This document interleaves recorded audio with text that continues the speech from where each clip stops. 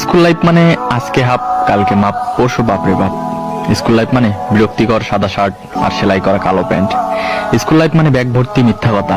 Sir বাড়ির কাজ করছি কিন্তু খাতাটা ভুলে রেখেই আসছি। স্যার বিশ্বাস করেন গতকাল আমার পেটে ব্যথা ছিল তাই স্কুল আসতে পারিনি। সত্যি স্যার এটা আমার অভিভাবকের সাইন।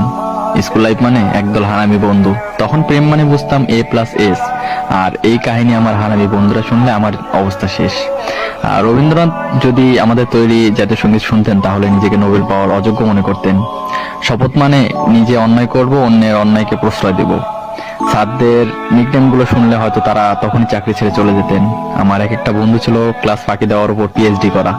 নিজেকে অনেক বড় সন্ত্রাস মনে করতাম যখন আমি স্কুলে না আসা সত্ত্বেও আমার হাজিরা অন্য কেউ দিয়ে দিত। স্যারও আমাকে মারছে। স্যার কিছু না বলার পরে তাকে মারার পরে পানিশমেন্ট হিসেবে কান ধরে দাঁড়িয়ে থাকা। স্কুল লাইফ মানে নিজের ইচ্ছের বাইরে ঘন্টার পর ঘন্টা ক্লাসরুমে বসে থাকা। তখন প্রতিটা শুক্রবারকে ঈদ মনে হতো, আর এখন প্রতিটা দিনকে শুক্রবার মনে হয়, কিন্তু আগের মতো সেই ফিলিংসটা আর আসে না। হ্যাঁ, আমি মিস করি, অনেক মিস করি ফেলে আসা সেই স্কুল লাইফটাকে, বন্ধু নামক কলেজের ভাইগুলোকে, আর শিক্ষক শিক্ষিকা নামক বাবা মাকে।